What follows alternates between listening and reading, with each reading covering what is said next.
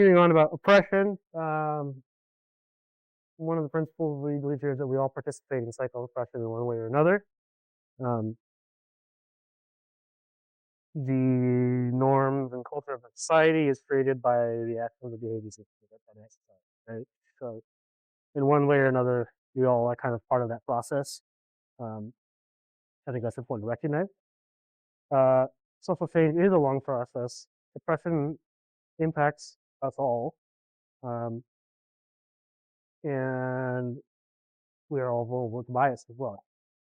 Um, I don't mean to say that every person, when I say oppression impacts us all, I don't mean to say every person is equally oppressed. What I mean to say is that for many people, oppression, how do I say this? What is oppressing to one person might be a privilege to another person, right?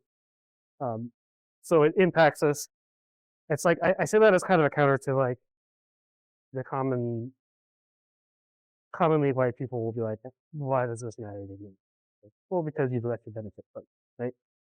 Um, no one can say they're not part of that whole system in that conversation, even trying to emphasize it. Okay, we're going to talk a little bit about emotional intelligence. It's the ability to manage both your own emotions and understand the emotions of people around you. It's a really powerful skill to develop, particularly uh, important for this kind of work. Um, I could talk about emotional intelligence all day. I am frustrated with the general lack of emotional intelligence in our society, and I'm like, what kind of world do we have if like we actually instilled this in schools and raised people who had self-awareness, control of their emotions? You know, if they had trauma, they were addressing it. And, like, yeah, it'd be a different world. Have you guys studied emotional intelligence at all? Read about it? Okay.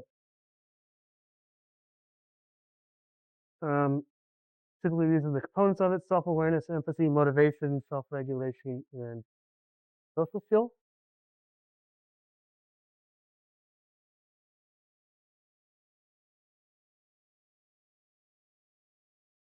Self-awareness is when we're comfortable with our own thoughts and emotions and understand how they impact others. Also, being able to accurately identify them. I would add to that. Self-regulation is the ability to control and manage impulsive emotions, acting with intention. Also, I would say things like skills to de-escalate, to change your emotional state if it's not benefiting you. Internal motivation, driven by internal values, which are inherently motivating. So, um, when you really are living in alignment with your values, in my experience, motivation is a lot easier than when you're trying to force motivation on yourself. I think when we are living in a way that feels purposeful, we are naturally motivated to continue to do that. So sometimes I think when people are struggling with motivation, what they most need to do is maybe do a reassessment of their values and see, am I missing something here, or am I not understanding myself in some way? Empathy, understanding other emotions and monitoring how we react to them. That's really important. Not recognizing them, but how we react to them as well. Um, both of those are crucial, she says. We can recognize a difficult emotional state in someone else, but if we respond to it with grace and as we identify it, they are more likely to understand and agree than they are to feel attacked, right? Social skills develops positive, mutually beneficial relationships. Well, first with understanding yourself, I think. And from there, understanding yourself, that goes outwards to understanding others. I'm curious if you guys can think of an example when in your life when a team member or a leader did not demonstrate high emotional intelligence. So one from my experience when I was teaching one of my principals, um, for various reasons, basically the all staff didn't have confidence in me, essentially. And it got to the point where we were like, petitioning the union, like because she wouldn't listen to it. Like it was like 90% of the staff, so like we don't have confidence in her ability. She's doing these concerning things. And so we were really trying to we tried to talk to her about it. She wasn't really receptive to it, so we're like, hey, we have to go to the union. Um, Not necessarily trying to push her out, but just like get traction on something, to make some movement happen. Um, and yeah, it was like a whole year long process, and in the end, this office was like on her side, not the 40 other people who had the same opinion, and she basically destroyed the culture of that school. But everybody left after that year, and they had to kind of start over. So, an example of how damaging it can be for leaders to not have emotional intelligence. Um, yeah, no, I think it was important to talk about because I feel like workplaces are kind of like early relationships in the way that like we need to prepare people for like this could be really toxic. So this is what you need to watch out for because like everybody has like a early job experience like that. Many continue for it as well. But yeah,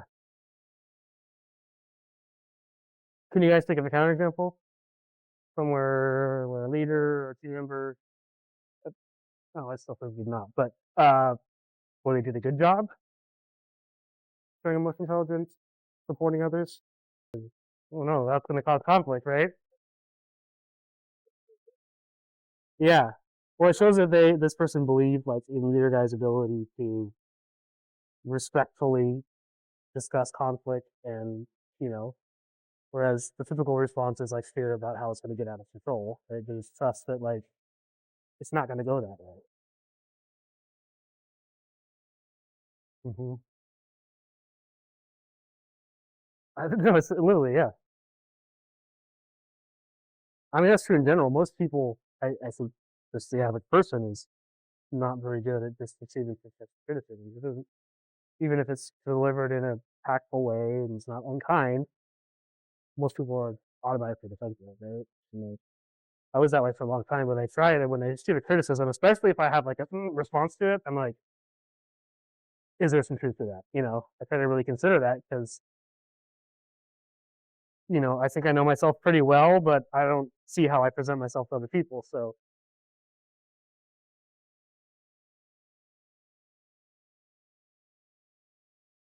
all right. Emotional intelligence has been studied quite a bit, and it's been shown that emotional intelligence between colleagues and amongst leaders leads to happier employees. Happier employees do better quality work. Happier employees have better work-life balance and prioritize their well-being. And quality of the relationships make a huge impact on job satisfaction and quality of life. Okay, come back to that. What I'd like to do next is you should have a 2-page survey that's 30 something questions, 33 questions. This is just a self assessment on where you are with emotional intelligence. No judgment on where you are. It's just seeing where you are, right? Um, so go through this and you'll see, you just rate yourself for each one to five, strongly disagree or strongly agree. Um, Note that some of them, the numbers are switched. Don't worry about it. Just circle the column. Um, and then when you're done, total up your total score.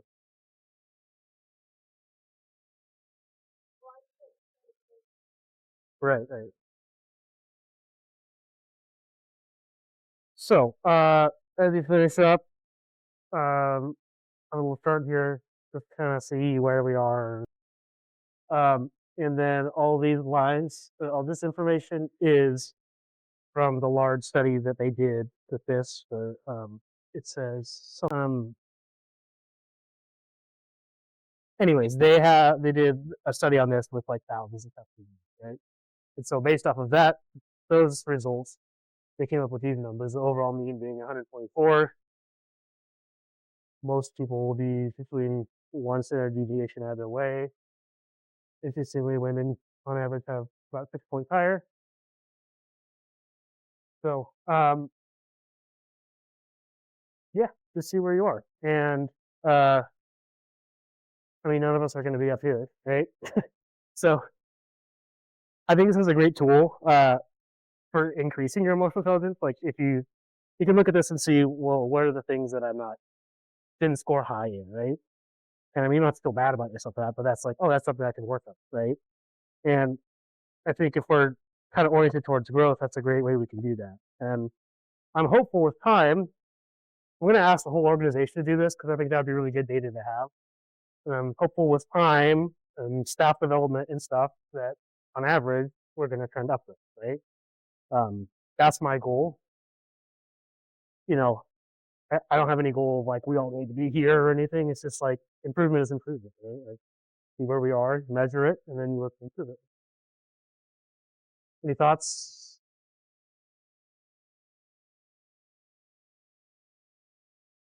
Okay. Talk a little bit about diversity. Um, I just put the power wheel here so that kind of draws attention to the different areas of diversity. There's the presence of variety within employees along these various lines. I think oftentimes diversity is focused primarily on race, which is one aspect of it, but I think there's also a lot of other aspects to diversity. Um, Race is certainly important to your experience, but so is whether you're homeless or not, so is your language skills, so is your sexual orientation, all those things. We talked a little bit before. I think you said what indigenous or not could have been added, and what was the other thing you said? Religion. Yeah, I think those two would make it a little bit more complete.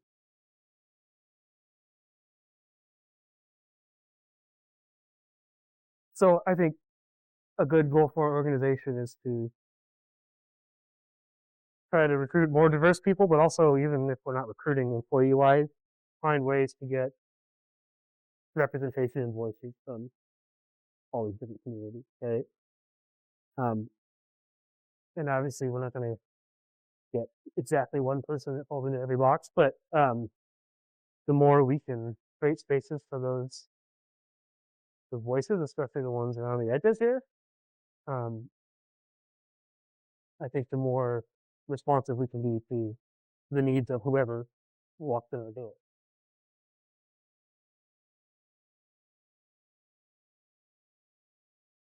All right. Inclusive communication. This is important. Part of diversity and equity is thinking about how we speak. Um,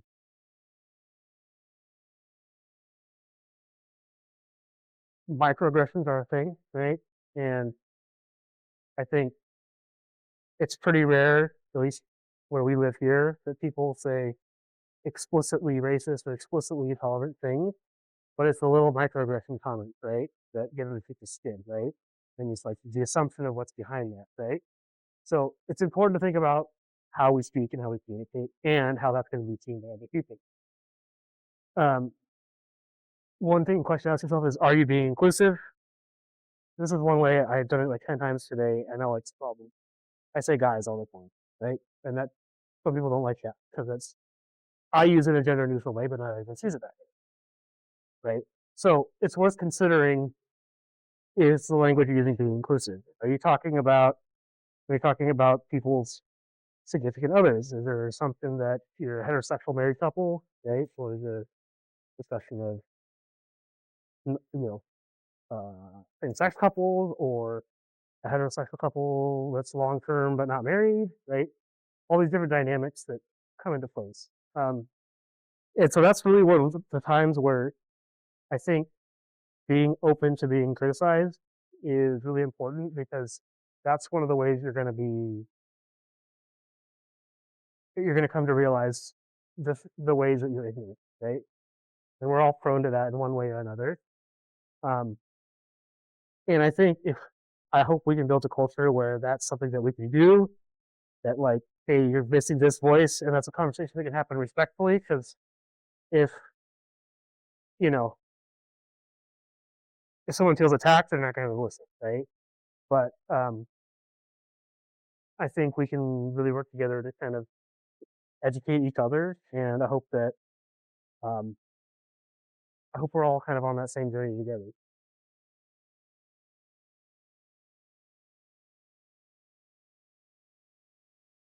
We value a culture where non-inclusive language is tactfully challenged.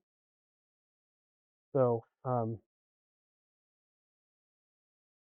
like to run to conflict instead of away from it, not to amplify it, but to just confront it, right? When it's there and you identify it's there, like let's deal with it. Um, and that takes kind of all of us to do that.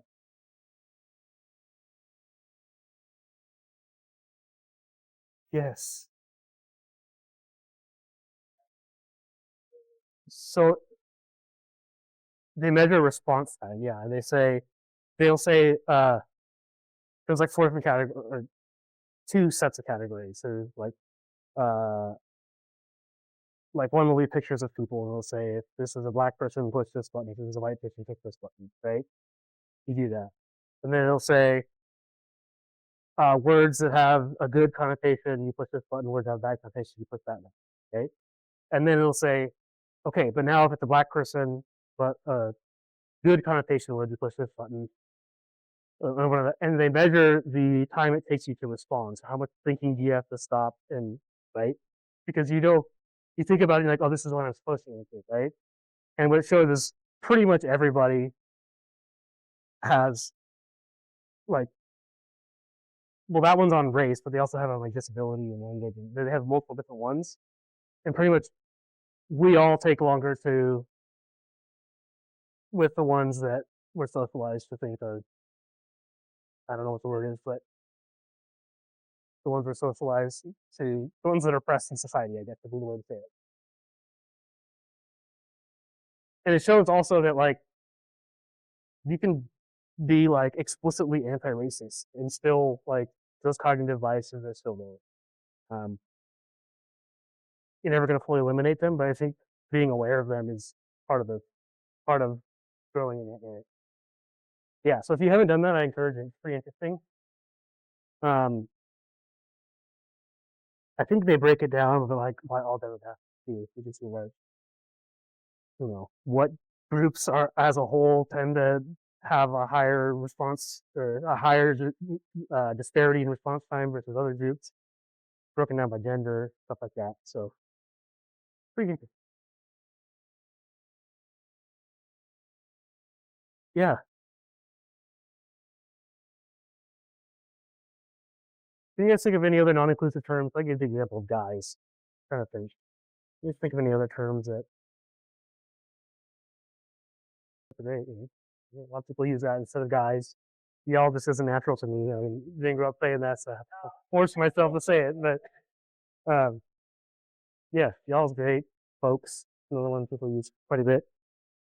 Um, dude or bro or whatever. Like those may or may not be offensive to different people, right? Like I've known plenty of women that I call dude and it's fine. And I know others would be offended by that. And so part of, I think, having emotional intelligence is knowing that about people and reading, and respecting when they have things that are bothering them, you respect that and you adjust, right? Okay. So conflicts are going to come up, right? Especially when you're working with diverse people. So one of the things you try to really emphasize is being culturally competent about conflict resolution. Uh, when the conflicts are caused by things like cultural ignorance, cultural bias, or prejudice. Um, this is when this is more about like uh, microaggression, right? Rather than like explicitly offensive, right? I'm not saying if someone is like explicitly saying things to be offensive, you need to be like sit down and problem solve with them because they're not in that space at all. But when people kind of offhand say things that didn't come out very well, right?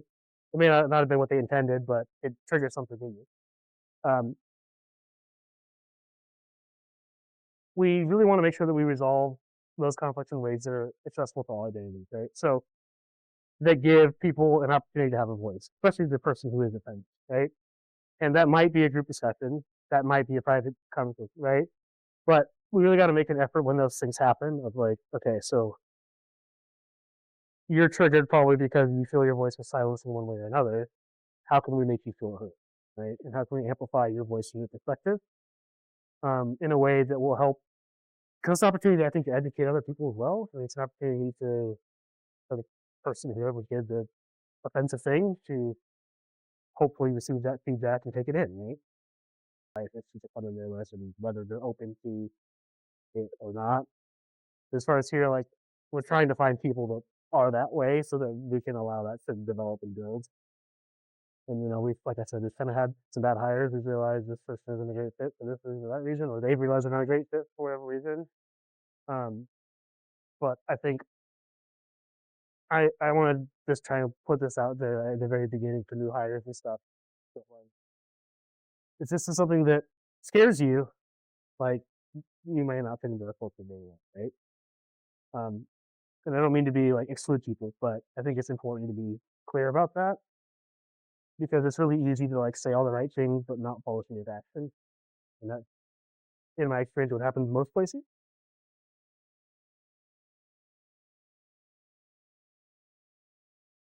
So here's some questions about equity in the workplace that we can ask ourselves. Are we giving equal opportunities to all identities to feel heard and represented? Not just staff, also our clients. Are we equitable in our hiring and promotion opportunities? Do people feel safe to show up authentically? Or do they feel we need to hide aspects of themselves? Are we addressing people by their name and pronouns?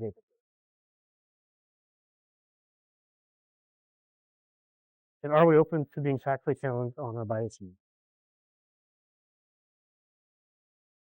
I don't have hard answers for these, but we just have to think about and assess about our situation and our dynamic here. Um, I think it doesn't take that much thinking to think about ways we could do some of these things better. Right? So um, I'm all for just always trying to improve it just a little bit every day because you're not going to solve everything at once, but you do a little bit, a little bit, a little bit, a little bit. Pretty soon you're going to be pretty far off from where you started. Um, and the truth is, it's a never-ending process too. So it's just part of kind of growth and development. Okay, that's all I have for today. Do you guys have any final questions or comments?